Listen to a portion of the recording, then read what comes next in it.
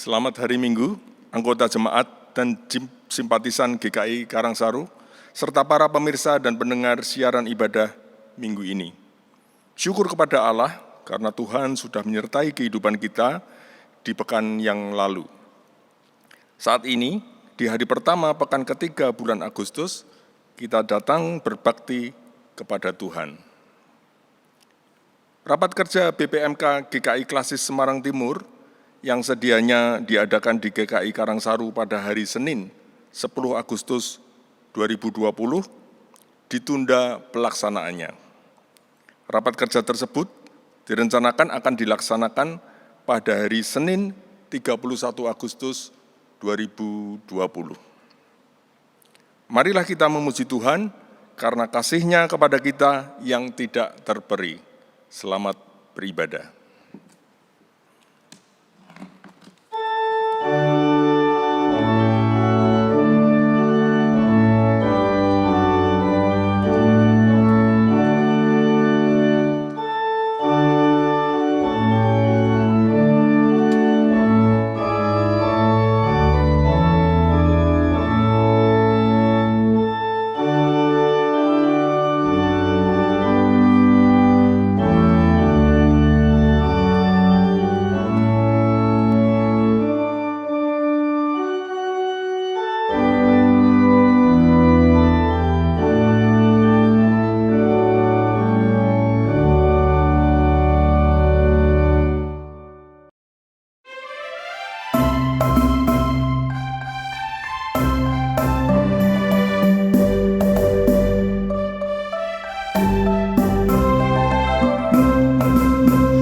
Puji namanya terang cahaya, dan puji namanya hai cakrawala.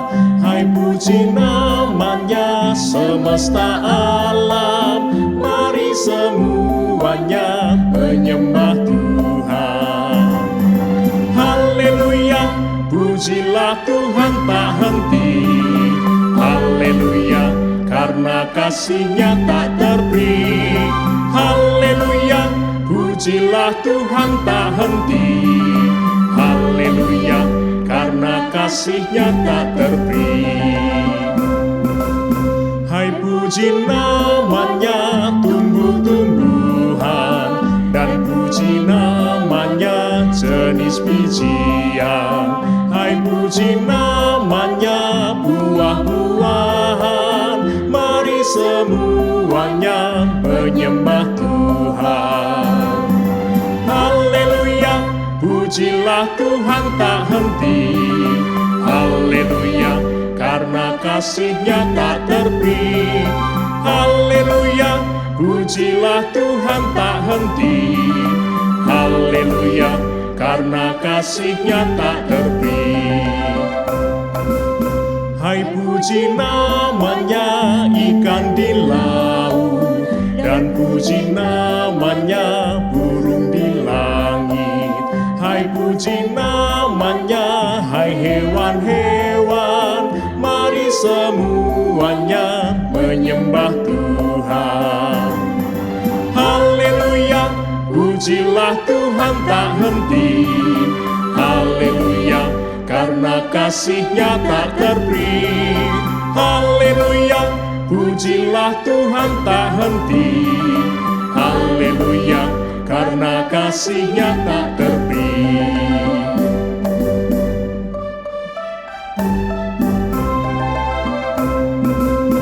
Hai puji namanya Adam dan Hawa, menurut gambarnya kamu tercipta.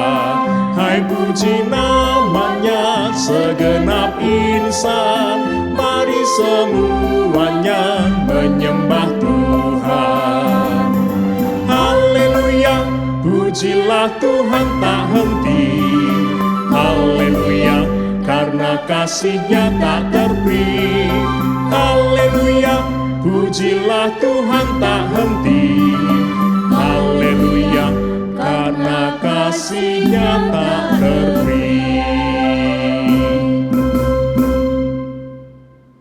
Ibadah Minggu dalam rangka menyambut hari ulang tahun kemerdekaan negara Republik Indonesia yang ke-75 tahun ini, kita awali dengan satu pengakuan bahwa pertolongan kita adalah di dalam nama Tuhan yang menjadikan langit dan bumi. Turunlah atas kita sekalian kasih, rahmat, dan damai sejahtera dari Tuhan kita, Yesus Kristus. Amin. Tuhan beserta saudara. Dan beserta saudara juga. Jemaat yang terkasih, kita patut bersyukur kepada Tuhan oleh karena anugerah demi anugerahnya yang begitu limpah atas negara kita, maka Indonesia dapat memasuki usia ke-75 tahun. Dan di dalam rangka menyambut hari ulang tahun kemerdekaan negara kita tersebut, satu tema yang akan kita renungkan bersama adalah Ya Kristen, Ya Indonesia. Sebuah tema yang kembali mengingatkan setiap kita umat Kristiani, warga gereja yang lahir dan tinggal di bumi Indonesia, bahwa kita Kristen dan sekaligus kita Indonesia. Kita adalah warga kerajaan surga sekaligus warga negara Indonesia. Kedua identitas ini menyatu dalam diri setiap kita, serta memiliki konsekuensi nyata di dalam kehidupan berbangsa dan bernegara. Kita tidak hanya berpangku tangan, tetapi terus terlibat. Kita tidak hanya diam, tetapi harus berbuat dan berkarya dengan semangat kecintaan kepada Tuhan dan didasarkan pada nilai kebaikan, keadilan, dan kebenaran. Setiap orang percaya tidak boleh hanya menganggap dirinya sebagai warga kerajaan sorga atau warga negara suatu bangsa. Sebab ketika kita hanya menganggap diri warga kerajaan sorga, mungkin hal itu akan membuat kita tidak peduli dengan persoalan bangsa. Sebaliknya, jika kita hanya menganggap diri sebagai warga negara Indonesia, kita mungkin lupa bahwa Tuhan berdaulat atas jalannya sejarah. Pertanyaan bagi setiap kita, sudahkah kita menjadi abdi Tuhan yang turut berjuang bagi negara kita? Sudahkah kita memberikan sumbangsih nyata bagi negara Indonesia demi mempererat persatuan dan kesatuan serta kemajuan bangsa? Sudahkah kehadiran dan keberadaan kita di tengah-tengah negara ini, di tengah-tengah kota ini, di tengah-tengah masyarakat dan lingkungan tempat tinggal kita memberikan dampak baik dan positif? Jemaat yang terkasih, jujur kita harus mengakui bahwa selama ini kita tidak selalu dapat menjadi abdi Tuhan yang baik dan bertanggung jawab atas negara kita sebagaimana yang Tuhan kehendaki. Kita tidak selalu menaati apa yang menjadi perintah-perintah Tuhan untuk kita lakukan bagi bangsa dan negara kita. Oleh sebab itulah mari kita akui segala kegagalan-kegagalan kita di dalam pengakuan dosa bersama.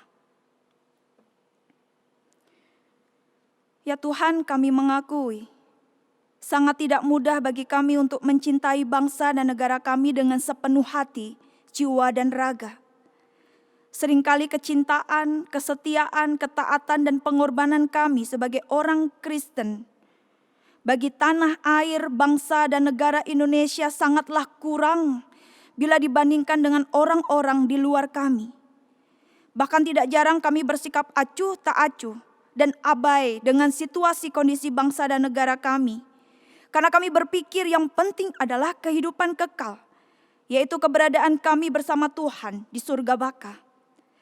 Kami lebih banyak diam saja tatkala melihat kejahatan, ketidakadilan, dan ketidakbenaran terjadi di sekeliling kami. Kami tidak begitu peduli dengan segala persoalan demi persoalan yang harus dialami oleh negara kami, sepanjang semua itu tidak mengganggu keamanan, kenyamanan, kedamaian, dan kesejahteraan hidup kami dan keluarga kami. Sebab kami berpikir, semua itu sudah menjadi tanggung jawab dari pemerintah kami sebagai wakil rakyat. Kami mengakui bahwa kami belum dapat menjadi abdi-Mu yang baik dan setia bagi bangsa dan negara kami, di mana Tuhan telah tempatkan kami. Tolonglah kami menyadari kesalahan kami dan berbalik kembali kepadamu, mengalami kasih sayang dan ampunan-Mu ya Tuhan. Tuhan yang kami kenal di dalam Tuhan Yesus Kristus, satu-satunya harapan dan perlindungan kami. Amin.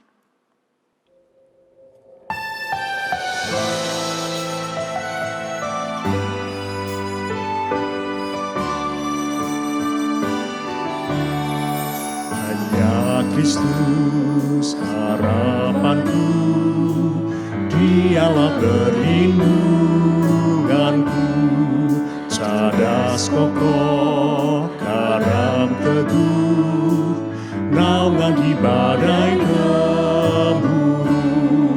Betapa nyata kasih-Nya saat badai hidup tiba. Pelindungku, harapanku, dalam kasih-Nya ku hidup.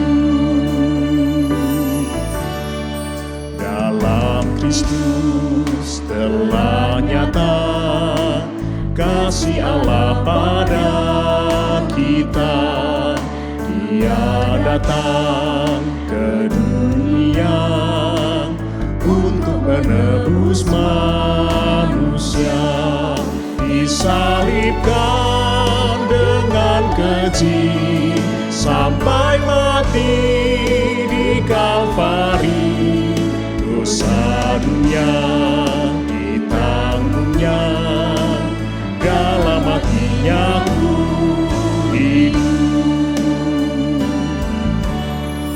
Dalam kubur dibaringkan Kristus sang terang dunia, namun bangkit dengan mulia, kuasa gelap tak berdaya.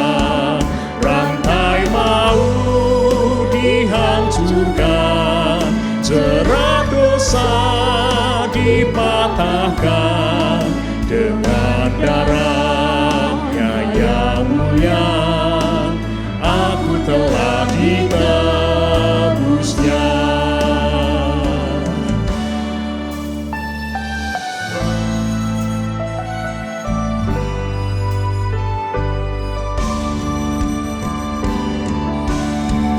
Tiada lagi kegentaran, tiada lagi ketakutan. Hidupku di tetapan-Nya yang telah bangkit mulia. Neraka tidak berdaya rebutku dari tangan-Nya.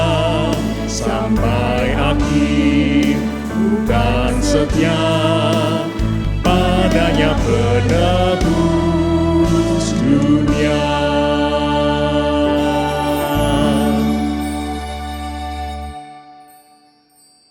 Jemaat yang terkasih, jika dosa kita diampuni, maka itu semua semata-mata karena kasih karunia Allah. Dengarlah apa yang tertulis di dalam Efesus pasal yang pertama ayat yang ke-7. Sebab di dalam Kristus dan oleh darah-Nya kita beroleh penebusan, yaitu pengampunan dosa menurut kekayaan kasih karunia-Nya. Demikianlah berita anugerah dari Tuhan. Syukur kepada Allah. Salam damai bagi kita semua.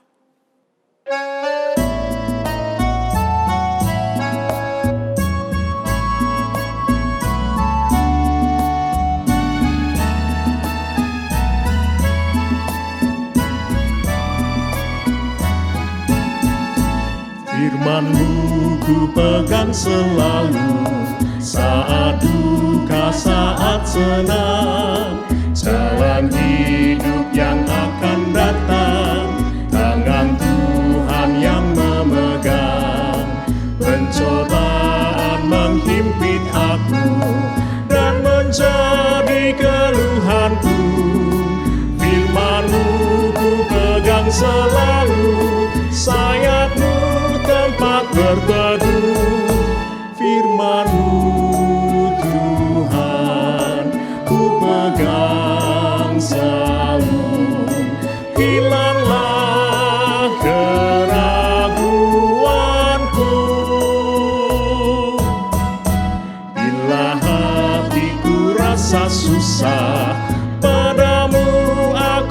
berserah.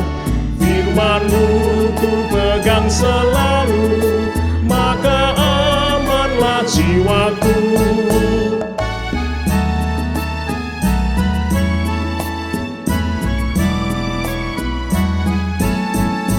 Firman-Mu ku pegang selalu, saat duka, saat senang, jalan hidup yang akan datang, tangan Tuhan yang memegang. Pencobaan menghimpit aku dan menjadi keluhanku. Firman-Mu ku pegang selalu, sayap-Mu tempat berteduh. Firman-Mu Tuhan ku pegang selalu, hilanglah keraguanku.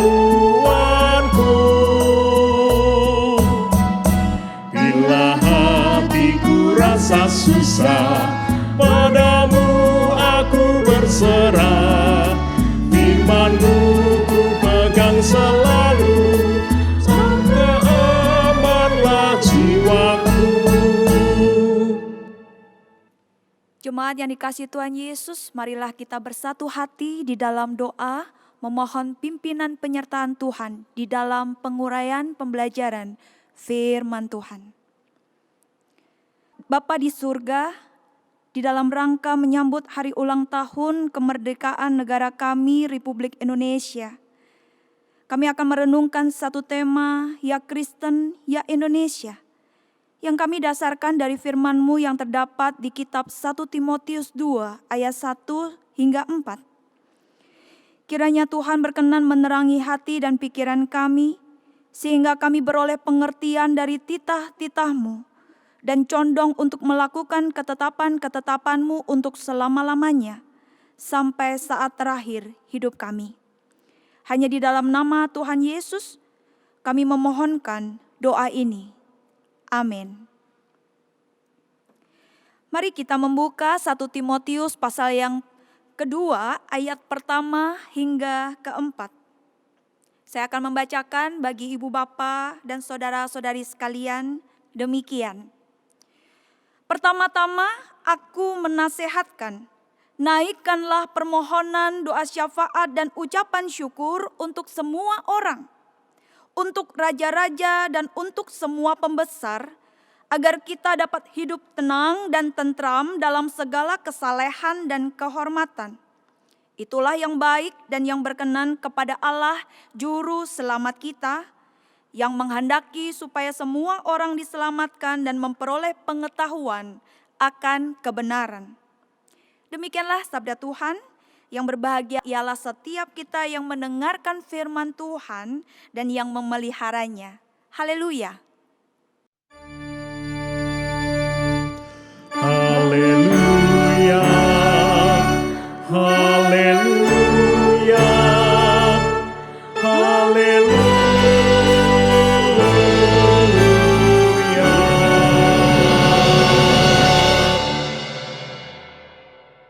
Ibu bapak yang dikasihi Tuhan Yesus, mari kita melihat satu gambar berikut ini. Ya, siapakah mereka? Inilah beberapa contoh tokoh Kristen sekaligus Indonesia yang telah membuktikan diri sebagai abdi Tuhan yang berjuang bagi bangsa dan negara, sehingga kehadiran dan karya mereka di bumi Indonesia telah menorehkan nama yang harum, serta mendatangkan kebaikan bagi negara kita di berbagai bidang kehidupan. Di masa-masa penjajahan, di awal-awal terbentuknya Negara Kesatuan Republik Indonesia, di bidang pemerintahan, di bidang militer, di bidang pendidikan, di bidang kesehatan, di bidang seni, dan sebagainya. Bagaimana dengan kita? Apakah yang sudah kita lakukan sebagai orang Kristen sekaligus Indonesia bagi bangsa dan negara kita selama ini? Mungkin kita tidak dapat seperti mereka. Namun itu tidak berarti kita tidak dapat berbuat sesuatu bagi bangsa dan negara kita. Menurut Rasul Paulus di dalam bacaan Alkitab kita hari ini, ada satu hal yang sudah pasti dapat dan mudah untuk dilakukan oleh seluruh umat Kristen Indonesia bagi bangsa dan negara. Namun sayangnya, meski dapat dan mudah untuk dilakukan, kita justru seringkali meremehkannya. Sehingga kita asal atau bahkan enggan melakukannya. Padahal hal tersebut adalah bagian dari tanggung jawab rohani yang Tuhan taruh bagi setiap kita orang percaya atas bangsa dan negara kita. Apakah satu hal itu? Berdoa. Berdoa bagi bangsa dan negara kita, berdoa bagi para pemimpin bangsa kita.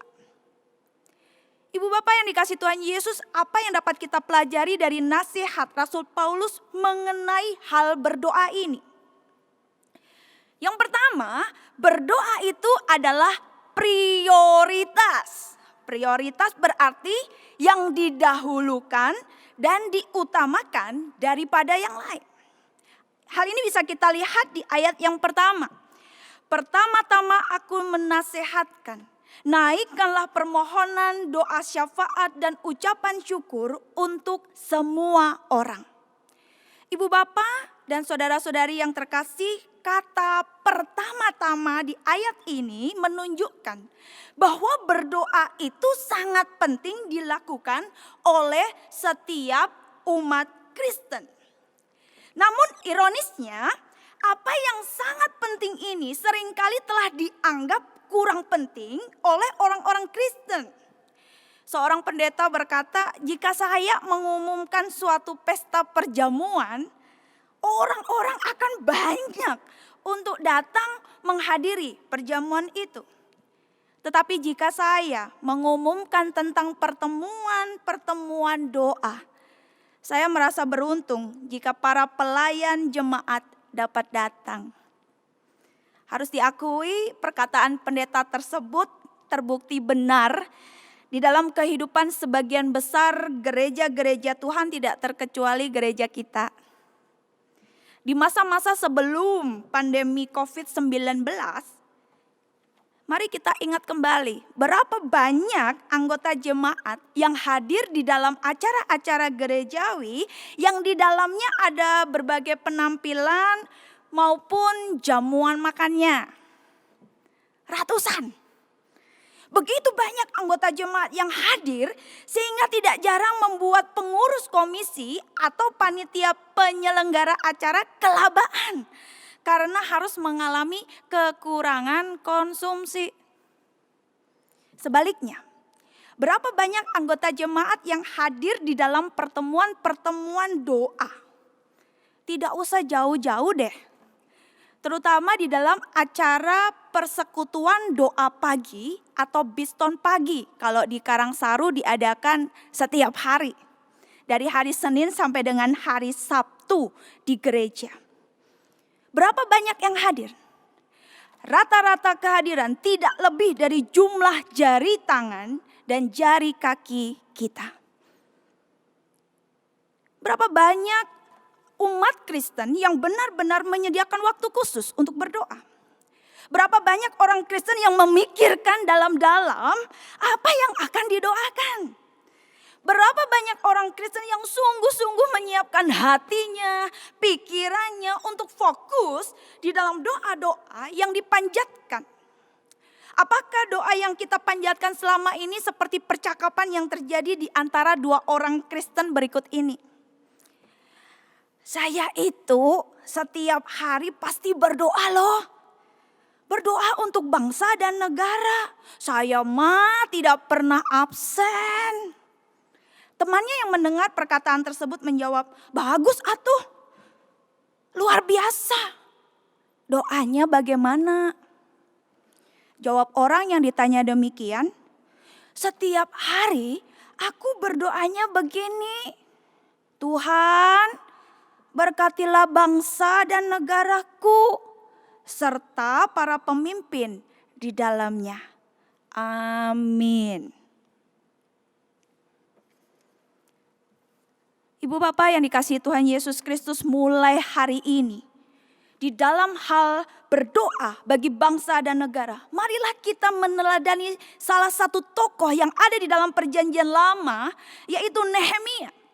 Ia dikenal sebagai pendoa syafaat bagi bangsanya. Apa yang bisa kita teladani dari tokoh Nehemia ini? Yang pertama, ketika ia berdoa, ia mencari informasi terbaru dan seakurat mungkin tentang situasi dan kondisi bangsanya. Ia buka mulutnya untuk bertanya, ia buka telinganya untuk mendengar, ia buka matanya untuk melihat apakah yang akan didoakannya. Sehingga ia tidak asal berdoa dan berdoa itu saja. Yang kedua, ia membuka hatinya untuk peduli dan turut merasakan keadaan bangsanya. Ia pun turut berduka atas keadaan bangsanya yang pada waktu itu memang di dalam kondisi yang memprihatinkan. Yang ketiga, ia menjadikan Allah sebagai pribadi pertama yang dicari saat ia mendapatkan suatu informasi tentang bangsanya, baik itu hal yang baik ataupun yang buruk. Segera ia datang kepada Tuhan. Ia serahkan semuanya di dalam tangan pengasihan Tuhan. Dan yang keempat, ia mempercayai betul pimpinan Tuhan sepenuhnya. Sehingga baru melangkah setelah berdoa. Itu hal yang pertama yang kita bisa pelajari. Bahwa berdoa itu prioritas. Yang kedua, yang kita bisa pelajari dari nasihat Rasul Paulus tentang berdoa, yaitu berdoa untuk pemimpin bangsa itu harus. Harus berarti patut, wajib, atau mesti. Tidak boleh tidak untuk dilakukan. Jadi kudu. Hal ini bisa kita lihat di dalam ayat yang kedua. Untuk raja-raja dan untuk semua pembesar agar kita dapat hidup tenang dan tentram dalam segala kesalehan dan kehormatan. Ibu bapak dan saudara-saudari sekalian yang kasih Tuhan Yesus, ungkapan semua orang di ayat 1b menjelaskan bahwa tidak ada seorang pun di dunia ini yang berada di luar pengaruh doa orang percaya. Berdoa untuk semua orang berarti kita harus berdoa untuk siapa saja. Baik itu orang-orang yang sudah diselamatkan ataupun mereka yang belum selamat. Untuk orang-orang yang dekat dengan kita ataupun yang jauh dari kita. Untuk sahabat-sahabat kita bahkan juga musuh-musuh kita. Tidak ada pengecualian. Kita memang harus berdoa untuk semua orang. Namun ada hal yang khusus di mana Rasul Paulus mendorong umat Kristen berdoa bagi para raja dan para pembesar yang memerintah. Ternyata di zaman itu berdoa syafaat bagi para raja dan semua pembesar yang memerintah adalah sebuah tindakan yang luar biasa untuk dilakukan oleh umat Kristen. Pada waktu itu ada sebagian orang Kristen yang menganggap mereka itu orang-orang terkutuk dan layak untuk dibinasakan. Oleh sebab itulah gak pantas mereka didoakan. Mengapa demikian? Karena para raja dan para pembesar yang memerintah saat itu adalah orang-orang kafir. Orang-orang yang tidak mengenal Allah dan yang sangat membenci kekristenan. Mereka menghambat, menyiksa, serta membunuh orang-orang Kristen sehingga tidak heran bila ada yang sangat membenci pemerintah atau bersikap apatis. Bersikap cuek, tidak peduli, masa bodoh terhadap mereka. Kita akan mengerti mengapa ada orang Kristen yang bersikap demikian karena pada waktu itu yang memerintah adalah Kaisar Nero. Kaisar Romawi yang berkuasa dari tahun 54 sampai 68 Masehi. Meski ia hanya memerintah selama 14 tahun, ia dikenal sebagai penguasa Romawi yang melakukan pembantaian paling biadab di dalam sejarah kepada masyarakat Kristen Roma karena kesetiaan mereka kepada Kristus. Di zamannya orang-orang Kristen dibantai secara massal. Pada tahun 64 Masehi, sebagian besar kota Roma musnah terbakar. Menangkis kecurigaan bahwa dia sengaja membakar Roma sebagai hiburannya, Kaisar Nero menuduh orang-orang Kristenlah yang telah membakarnya. Dan kemudian ia melancarkan penangkapan besar-besaran, bahkan membakar korban-korbannya hidup-hidup di muka umum. Kita bisa mengerti perasaan orang-orang Kristen pada waktu itu, ketika mereka harus berdoa bagi para raja atau para penguasa. Nah, dalam poin inilah Rasul Paulus ingin menghilangkan salah pengertian tersebut dan memberikan pemahaman yang benar. Bagaimanapun juga menurut dia, setiap orang Kristen wajib berdoa bagi pemerintah meskipun mereka adalah orang-orang yang tidak mengenal Allah. Mengapa demikian? Apa alasannya? Sebab bagaimanapun juga para penguasa adalah orang-orang yang perlu diselamatkan oleh Kristus. Selain itu mereka juga sebagaimana dicatat di dalam Roma 13 ayat 4 adalah alat dan hamba-hamba Allah yang bertugas untuk mengatur kebaikan hidup warga negara.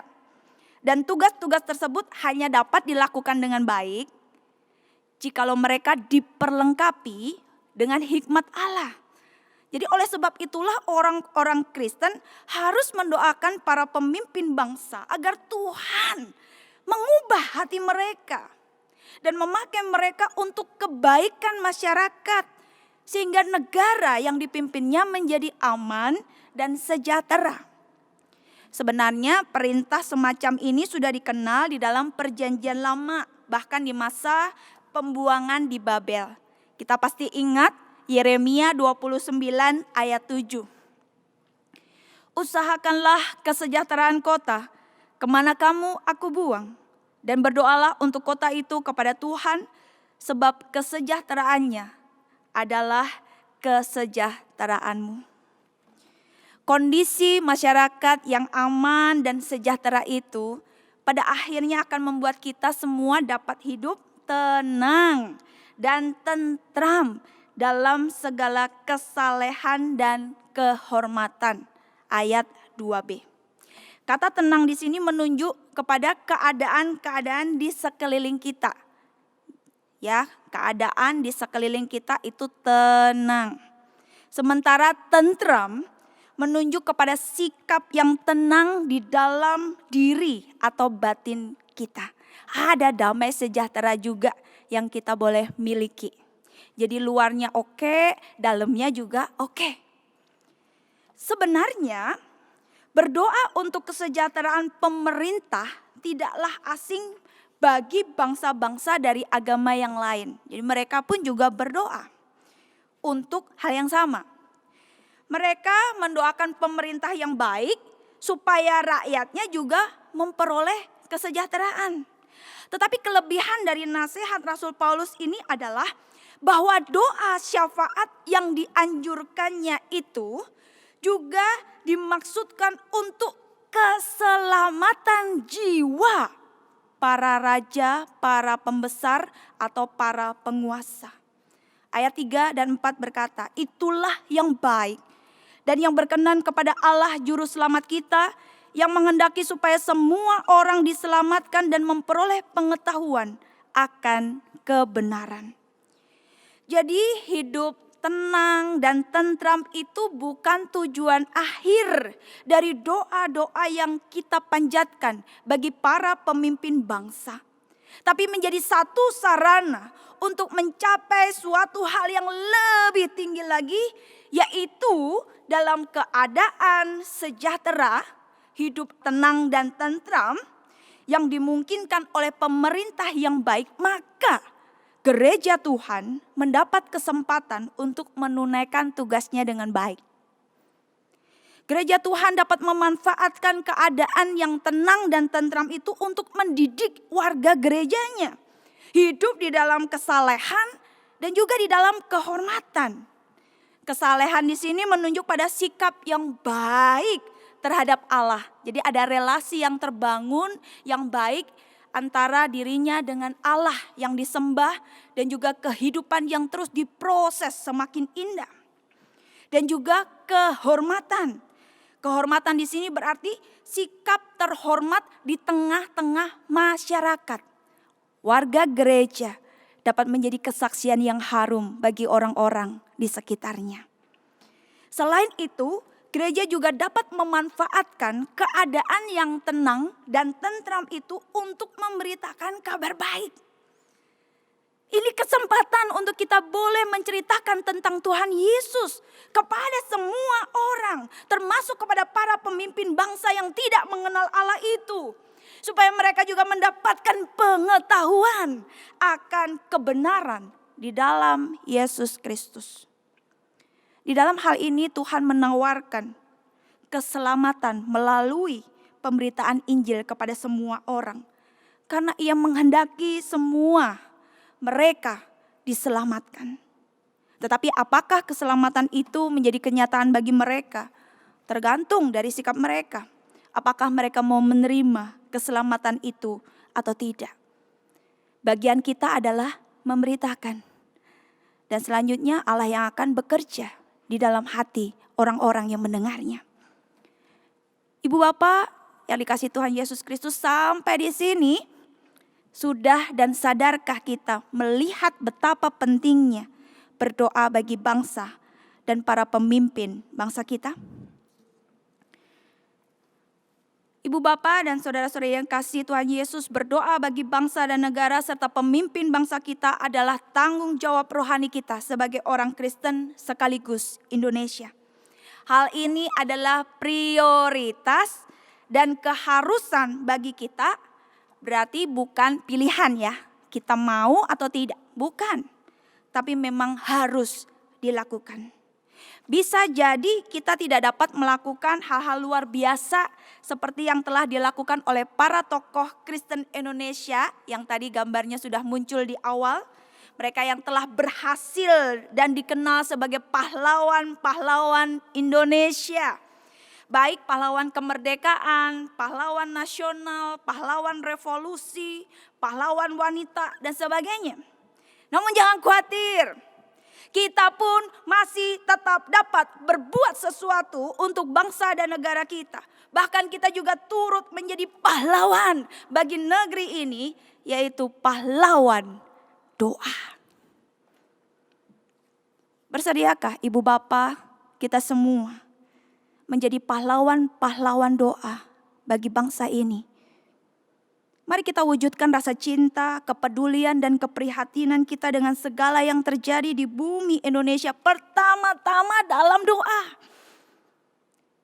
Marilah kita serahkan segala kekhawatiran kita, kecemasan kita melihat situasi dan kondisi bangsa yang semakin hari semakin memprihatinkan.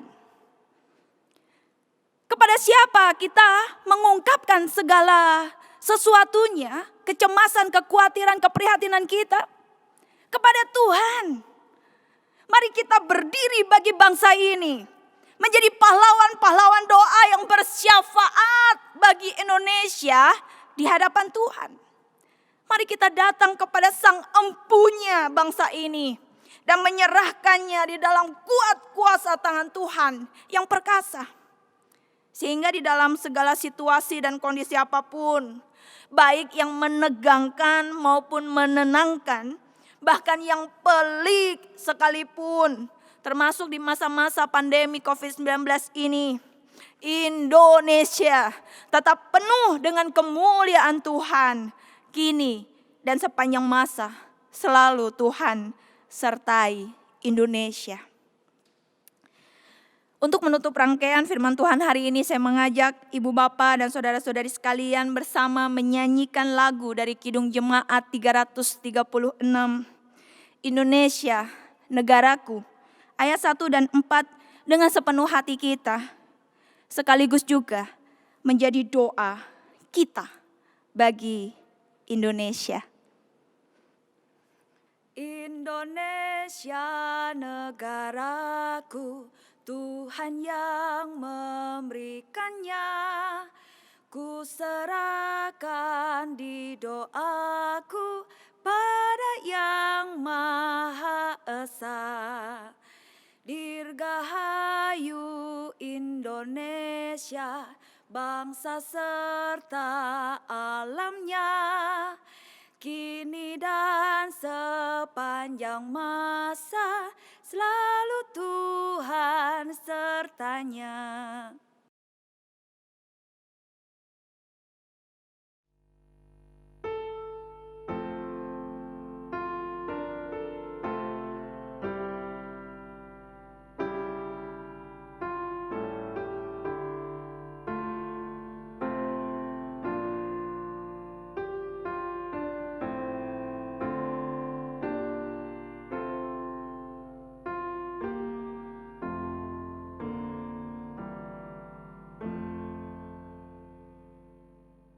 Jemaat Tuhan, marilah kita ungkapkan pengakuan iman kita dengan mengucapkan pengakuan iman rasuli yang berbunyi demikian. Aku percaya kepada Allah, Bapa yang Maha Kuasa, Khalik langit dan bumi, dan kepada Yesus Kristus, Anaknya yang tunggal, Tuhan kita, yang digandung dari Roh Kudus, lahir dari anak darah Maria, yang menderita sengsara di bawah pemerintahan Pontius Pilatus, disalibkan, mati dan dikuburkan, turun ke dalam kerajaan maut.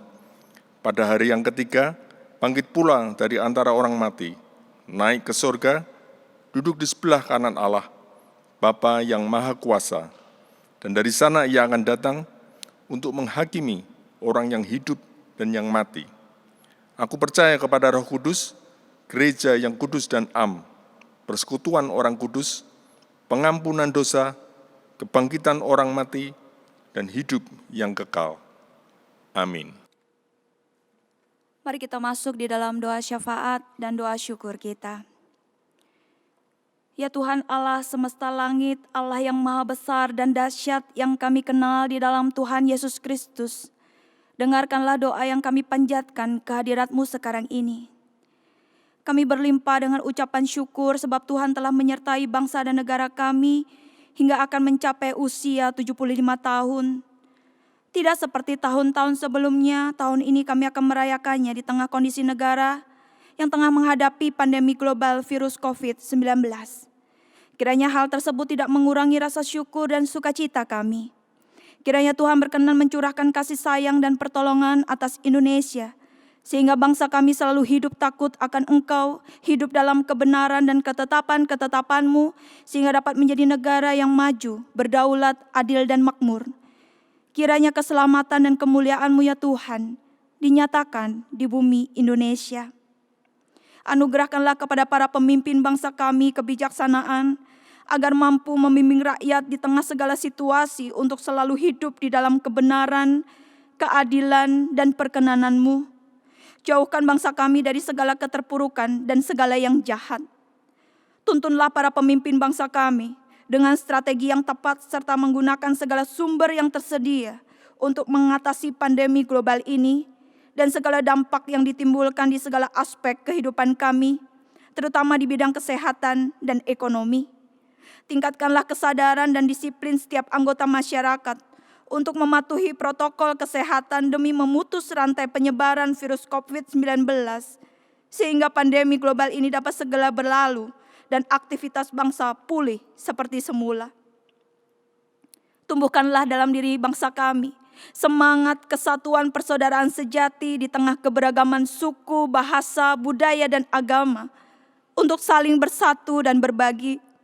Karuniakanlah ya Tuhan kerukunan kepada bangsa kami. Jangan biarkan kami terpecah belah dengan segala keberbedaan kami. Sebaliknya keberagaman yang ada semakin memperkaya kami akan pemahaman satu dengan yang lain. Terlebih di dalam pemilihan kepala daerah pilkada serentak tahun 2020 ini. Kiranya keberadaan umat-Mu, gereja-gereja Tuhan di bumi Indonesia menjadi duta-duta pemersatu bangsa. Kiranya Tuhan berkenan menanamkan iman atas bangsa kami, sehingga di dalam situasi sesulit apapun bangsa ini tetap mengandalkan-Mu dan senantiasa menaruh harap. Tuhan tahu apa yang ada di dalam hati kami, segala harapan, kerinduan, keprihatinan dan kecemasan kami melihat situasi dan kondisi dunia ini, melihat situasi dan kondisi bangsa ini, melihat situasi dan kondisi sekitar kami. Semua itu kami serahkan kepadamu karena kami percaya Tuhan itu penuh dengan rahmat dan kasih sayang. Tuhanlah tempat kami berteduh, tumpuan dan juga pelindung dan penjaga bangsa ini. Kiranya Indonesia menjadi bangsa yang kuat, tegar dan teguh oleh karena Engkaulah Allah kami. Tidak lupa kami naikkan pula doa syukur kami atas segala berkat yang telah Tuhan karuniakan kepada kami sepanjang minggu ini. Kiranya Tuhan berkenan menerima segala persembahan yang telah dipersiapkan dan dipersembahkan oleh jemaat-Mu. Dan kiranya Tuhan pun berkenan memberkati, menjagai dan memimpin setiap umat-Mu dimanapun berada. Teristimewa seluruh anggota jemaat dan simpatisan GKI Karangsaru Semarang di dalam segala karsa dan karya dan di dalam hidup keseharian. Untuk tetap teguh, tangguh, serta bersemangat di dalam Tuhan dan menjadi saksi Kristus yang handal dimanapun Tuhan tempatkan. Seluruh doa syafaat ini kami naikkan di dalam Putra-Mu Tuhan Yesus Kristus yang telah mengajar kami berdoa demikian. Bapa kami yang di sorga, dikuduskanlah nama-Mu, datanglah kerajaan-Mu, jadilah kehendak-Mu di bumi seperti di sorga. Berikanlah kami pada hari ini makanan kami yang secukupnya, dan ampunilah kami akan kesalahan kami, seperti kami juga mengampuni orang yang bersalah kepada kami, dan janganlah membawa kami ke dalam pencobaan, tetapi lepaskanlah kami daripada yang jahat, karena Engkaulah yang empunya kerajaan dan kuasa dan kemuliaan sampai selama-lamanya. Amin.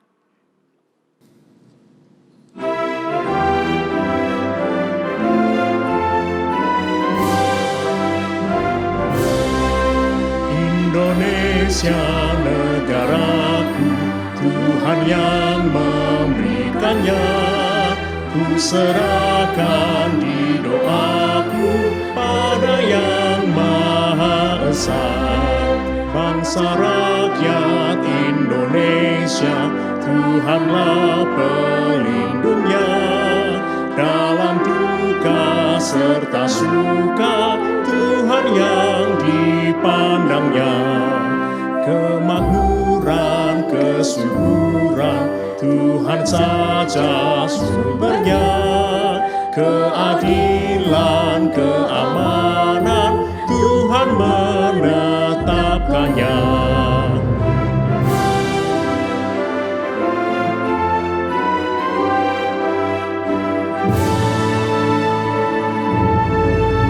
Dirgahayu Indonesia, bangsa serta alamnya, kini dan sepanjang masa, selalu Tuhan sertanya.